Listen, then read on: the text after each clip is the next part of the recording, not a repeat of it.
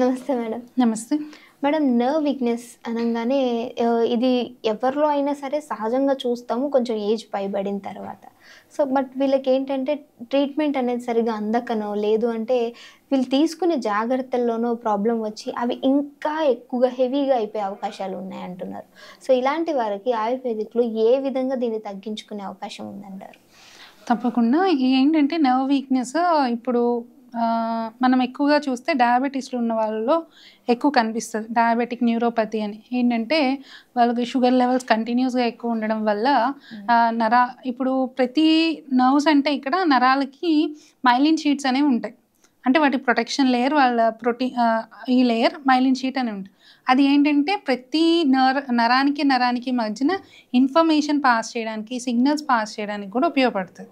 So అవి ఎప్పుడైతే పాడవడం మొదలుపెట్టాయో అప్పుడు ఈ నర్వ్ వీక్నెస్ అని రావడం కానీ, అరికాలలో సూదులు గుచ్చినట్టు పొడుచుకోవడం కానీ, తిమ్మిరిగా అనిపించడం కానీ ఇవి ఎక్కువ చూస్తూ ఉంటాము. ఫస్ట్ ఇలాంటి కండిషన్స్లో అండ్ ఇంకోటి ఏంటంటే విటమిన్ డెఫిషియన్సీస్లో కూడా ఎక్కువ చూస్తాం. విటమిన్ B12 డెఫిషియన్సీస్ వీటిల్లో కూడా ఈ నరాల బలహీనత అనేది ఎక్కువ ఉంటుంది. ఈ డయాబెటిక్ న్యూరోపతిలో ఏంటంటే ఫస్ట్ షుగర్స్ని కంట్రోల్ చేసుకోవడం అనేది చాలా ఇంపార్టెంట్.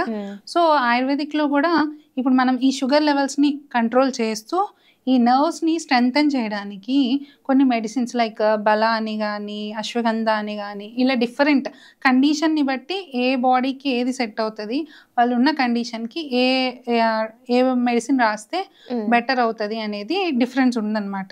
బట్ నరాలకి మటుకి ఆయుర్వేదిక్లో మంచి ట్రీట్మెంట్ ఆప్షన్స్ అవైలబుల్ ఉన్నాయి.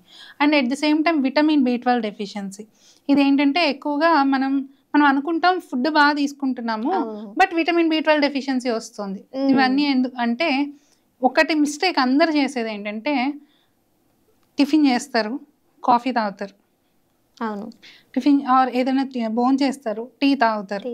అప్పుడు ఏమవుతుందంటే మనకి ఈ ఫుడ్లో ఉన్న ఏదైతే విటమిన్స్ ఉన్నాయో ఈ కెఫెయిన్, వీటిల్లో ఉన్న కెఫెయిన్ ఇవన్నీ ఇంటరాక్ట్ అయ్యి మన బాడీకి అబ్జార్బ్ అవ్వకుండా చేస్తున్నాయి.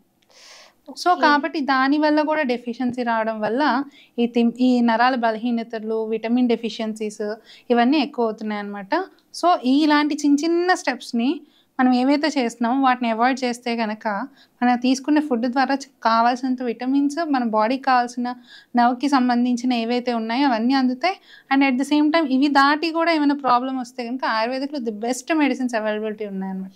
ఓకే మేడం, ఫుడ్ తిన్న తర్వాత టీ, కాఫీ అని అన్నారు. అలానే కొంతమంది ఫుడ్ తిన్న తర్వాత ఖచ్చితంగా ఎస్పెషల్లీ బిర్యానీ తిన్న తర్వాత కూల్ డ్రింక్ అనేది డెఫినెట్గా తీసుకుంటారు.